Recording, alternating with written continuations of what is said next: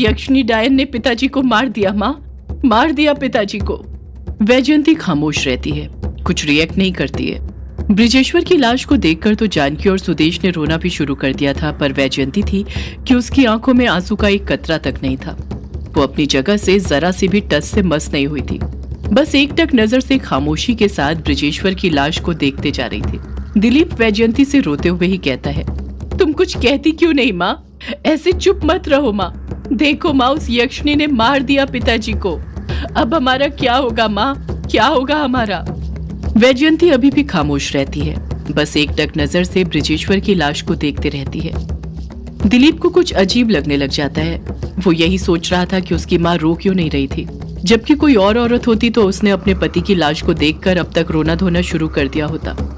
दिलीप ब्रिजेश्वर की लाश के पास से उठता है और वैजयंती के पास जाकर उसे हिलाते हुए कहता है, तुम कुछ बोलती क्यों नहीं माँ? बोलो बोलो माँ।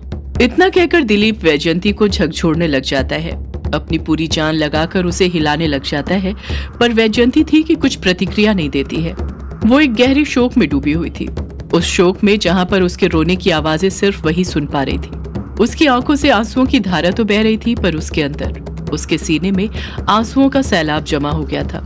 जब जानकी देखती है कि दिलीप बार बार वैजयंती को हिलाए जा रहा था, पर वैजयंती कुछ रिएक्ट नहीं कर रही थी, तो उसी वक्त जानकी विराट को सुदेश की गोद में देती है और दिलीप को वैजयंती से दूर करते हुए कहती है, ये आप क्या कर रहे हैं? छोड़िए माँ को, इन्हें इस तरह से मत करिए। दिलीप रोते हुए जानकी से कहता है, माँ कुछ कहती क्यों नहीं जानकी? देखो ना माँ को क्या हो गया, वो कुछ बोल ही नहीं रही है। जानकी भी रोते हुए ही दिलीप से कहती है, कुछ नहीं हुआ है माँ जी को, वो बस सदमे में है, उन्हें अकेला छोड़ दीजिए, उन्हें अकेलेपन की जरूरत है। दिलीप रोते हुए ही कहता है, ऐसे कैसे छोड़ दूं जानकी, वो माँ है मेरी। इतना कहकर दिलीप खुद खामोश हो जाता है, पर अगले ही पल उसे लगने लग जाता है कि जानकी ठीक कह रही थी, इसलिए वो खुद वैजयंती को झकझोरना बंद कर देता है और पीछे हट जाता है। वैजयंती ब्रिजेश्वर की लाश को देखते हुए ही धीरे धीरे अपने कदम उसकी तरफ बढ़ाने लग जाती है। वैजयंती ब्रिजेश्वर की लाश के पास जाकर बैठ जाती है। ब्रिजेश्वर की लाश को देखकर वैजयंती के हाथ पैर कांपने लग गए थे। उसे तो अभी भी यकीन नहीं हो रहा था कि उसकी आंखों के सामने उसके पति का शव रखा हुआ था। वैजयंती कांपते हुए हाथ से ब्रिजेश्वर के सीने को छूने लग जाती है। वैजयंती जैसे जैसे ब्रिजेश्वर के सीने पर हाथ फेरते जा रही थी, उसे वो सारे पल याद आ रहे थे जो उसने ब्रिजेश्वर के साथ बिताए थे। उसे याद आता है कि कैसे ब्रिजेश्वर अपने माता पिता के साथ उसे देखने के लिए आया था और उसे देखते ही उसने पसंद कर लिया था। वैजयंती को वो सारे प्यार के पल एक एक करके याद आ रहे थे जो उसने ब्रिजेश्वर के साथ बिताए थे। वैजयंती ब्रिजेश्वर के सीने पर हाथ फेर ही रही थी कि तभी उसे इस चीज का आभास होने लग जाता है कि ब्रिजेश्वर मर चुका था, अब वो कभी नहीं उठेगा। उसकी सांसें जा चुकी थी। वो सैलाब जो वैजयंती के सीने के अंदर जमा हो गया था, वो सैलाब को बाहर निकालते हुए रोते हुए कहती है, नहीं, ऐसा नहीं हो सकता, उठिए जी, आप मुझे छोड़कर नहीं जा सकते, उठिए जी। वैजयंती चीख चीख कर रोने लग जाती है। उसके अंदर जितना सैलाब भरा हुआ था वो बाहर निकालने लग जाती है। दिलीप और जानकी भी वैजयंती को रोने देते हैं, उसके पास नहीं जाते हैं। वो जानते थे यही ठीक था। वैजयंती के अंदर का दर्द बाहर बहकर आना जरूरी था। अगर वो दर्द बहकर बाहर नहीं आता तो वो हमेशा इसी दर्द के साथ जीती रहती, हमेशा गम में डूबे रहती। वैजयंती चीख चीख कर रो ही रही थी कि तभी उसकी नजर बल्लू की गोद में जो अनुराग था उस पर पड़ती है। अनुराग कुछ इस तरह बल्लू की गोद में पड़ा हुआ था कि उसे देखकर कोई भी कह दे कि उसकी सांसें थम चुकी हैं, वो मर चुका है। यही गलतफहमी वैजयंती को भी होने लग जाती है। उसे लगने लग जाता है कि अनुराग को भी यक्षिणी ने कुछ कर दिया है। आखिर वो भी तो अमावस्या की रात में काला झाड़ी जंगल गया था। अनुराग को देखकर वैजयंती की हालत और ज्यादा खराब होने लग जाती है। उसकी सांसें फूलने लग जाती हैं, उसे सांस लेने में तकलीफ होने लग जाती है। वैजयंती अनुराग को देखते हुए कसकर चीखते हुए कहती है, नहीं नहीं नहीं नहीं नहीं नहीं। ये चीख वैजयंती की आखिरी चीख थी। इसी चीख के साथ वो अपना दम तोड़ देती है। वो अपने पति ब्रिजेश्वर के सीने पर अपना सिर रखकर ही अपना दम तोड़ देती है। वो भी उसी की तरह हमेशा हमेशा के लिए शांत हो जाती है जिस तरह ब्रिजेश्वर शांत हो गया था। जैसे ही वैजयंती शांत होती है, दिलीप कसकर चीखता है, माँ! उस दिन दिलीप ने सिर्फ अपने पिता को नहीं खोया था, बल्कि पिता के साथ माँ को भी खो दिया था। और सिर्फ दिलीप ने नहीं बल्कि अनुराग ने भी खो दिया था। उन दोनों के सिर पर से माँ बाप का साया उठ गया था। उस दिन के बाद दिलीप के मन में अनुराग के लिए नफरत और ज्यादा बढ़ गई थी, जो दिन प्रतिदिन बढ़ती गई। जैसा कि यक्षिनी ने अनुराग से कहा था कि वो अनुराग के लिए सिर्फ एक ख्याल बनकर रह जाएगी, और बिल्कुल वैसा ही हुआ। उस रात के बाद से अनुराग को यक्षिनी के बारे में कुछ याद नहीं रहा। उसे तो ये भी याद नहीं था कि यक्षिनी कभी उससे मिली थी या नहीं। वो तो उसका नाम तक भूल गया था। जब कोई जाने अनजाने में उसके सामने यक्षिनी का नाम ले लेता था, तब भी उसे यक्षिनी के बारे में कुछ याद नहीं आता था। दिलीप रह रहकर ब्रिजेश्वर और वैजयंती की मौत का जिम्मेदार अनुराग को ही ठहराता था। अनुराग को तो ये भी याद नहीं था कि उस अमावस्या की रात वो घाट के पास गया था भी या नहीं। उसे यही लगता था। सारी रात वो बस ग्रेवयार्ड कोठी में सोते रहा था, और जब सुबह उठा तो एक बुरे हादसे में उसके माँ बाप दोनों की जान चली गई। उनका एक्सीडेंट हो गया था। उस रात के बाद अनुराग में एक और बदलाव आया था।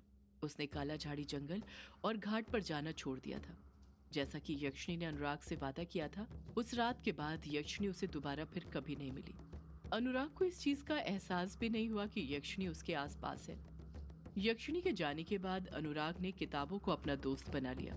उन किताबों की कहानी में ही अपनी जिंदगी को ढूंढने लग गया। उसका कोई दोस्त नहीं था, इसलिए उसने उन किताबों को ही अपना दोस्त बना लिया था, जो उसके मरते दम तक, आखिरी सांस तक साथ नहीं छोड़ने वाली थी। अनुराग दिन भर अपने कमरे में ही रहा करता था और वो किताबें पढ़ा करता था, जो उसके पिता ब्रिजेश्वर की थी। ब्रिजेश्वर को लिखने का शौक भले ही नहीं था, पर पढ़ने का बहुत शौक था। यही कारण था कि उसका पूरा एक कमरा किताबों से भरा हुआ था। अनुराग रोज रात को उसके कमरे में जाता और 4-5 किताबें लेकर आता था। रात ही रात में वो सारी किताबें पढ़कर खत्म कर देता था। उसके अंदर पढ़ने का एक जुनून सवार हो गया था। उसके दिमाग में ये बात बस गई थी कि उसके पिताजी ने कहा था उसे बड़ा होकर एक लेखक बनना है, एक महान लेखक, और वो उनकी राह कदम पर चल पड़ा था। रोज रात को सोने से पहले वो पेन जो उसके पिता ब्रिजेश्वर ने उसे दिया था, उससे कुछ न कुछ लिखते रहता था। अनुराग को इस बात का भी आभास था कि उसके पिताजी ने उससे कहा था कि उसे लेखक तो बनना है, पर एक पढ़ा लिखा लेखक। वो लेखक जो अपनी कहानियों से सिर्फ लोगों को कहानियां नहीं सुनाएगा, बल्कि वो बातें बताएगा जो वो जानते तक नहीं होंगे। उन्हें कहानियों के साथ ज्ञान भी देगा। इसलिए वो पढ़ाई भी किया करता था। रोज रात को किताब पढ़कर खत्म करने के बाद सुबह सुबह स्कूल जाया करता था। जब यक्षिनी अनुराग की जिंदगी में थी तो अनुराग के 2 ठिकाने हुआ करते थे।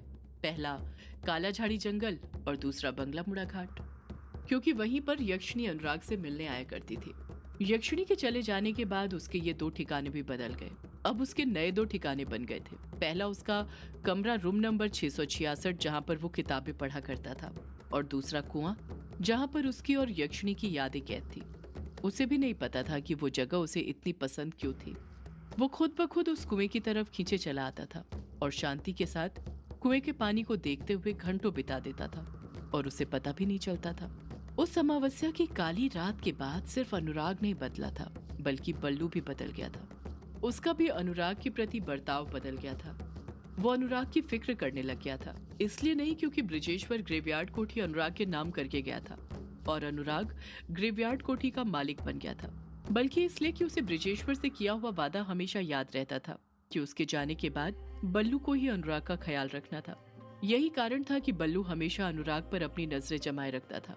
अनुराग के बंद कमरे के बाहर पहरा देता था, क्योंकि ब्रिजेश्वर की मौत के बाद बल्लू को भी इस बात का एहसास हो गया था कि अनुराग की जान को खतरा था, बहुत बड़ा खतरा। जब दिलीप को इस बात का पता चला कि ब्रिजेश्वर ग्रेवयार्ड कोठी अनुराग के नाम करके गया है, और सिर्फ ग्रेवयार्ड कोठी ही नहीं बल्कि और भी कई जायदाद, तो दिलीप से ये बात सहन नहीं हुई। उसके अंदर का अनुराग के प्रति गुस्सा तो बढ़ा ही, साथ में अपने पिता ब्रिजेश्वर के प्रति भी।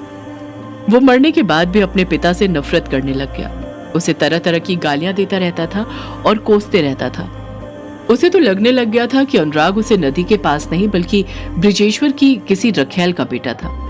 तभी ब्रिजेश्वर अनुराग के नाम इतना सब कुछ करके गया था। यही बात सोचते हुए उसके अंदर का गुस्सा अनुराग के प्रति बढ़ने लगा था।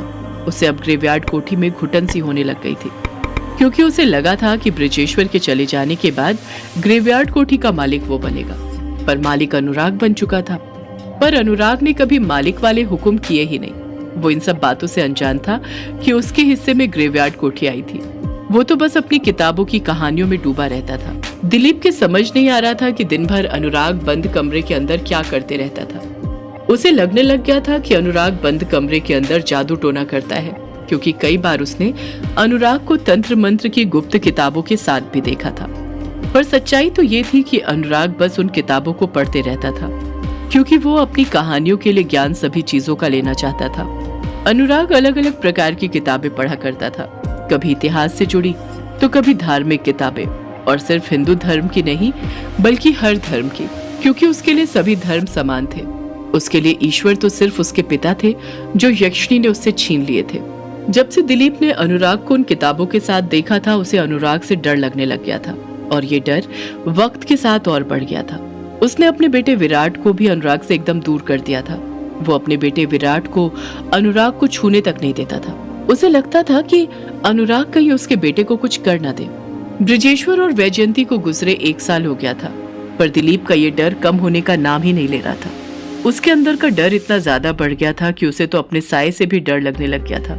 वो अंधेरे में एक पल के लिए भी नहीं रहता था। दिलीप के अंदर का ये बदलाव जानकी ने भी नोटिस कर लिया था।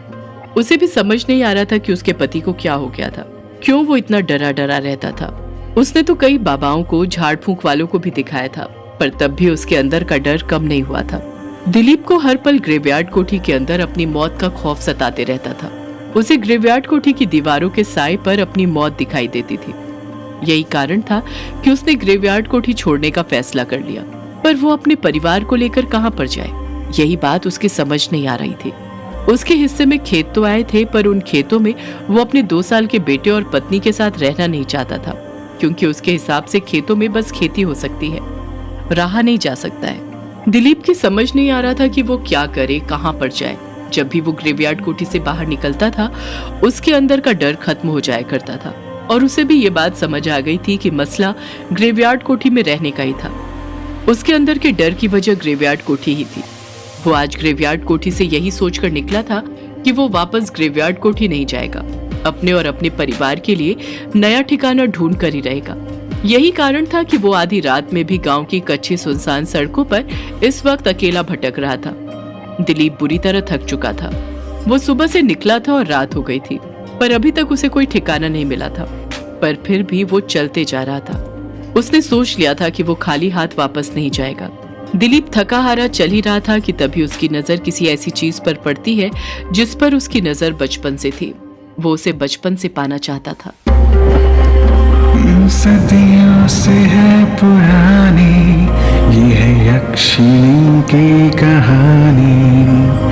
यक्षिणी एक आग है, यक्षिणी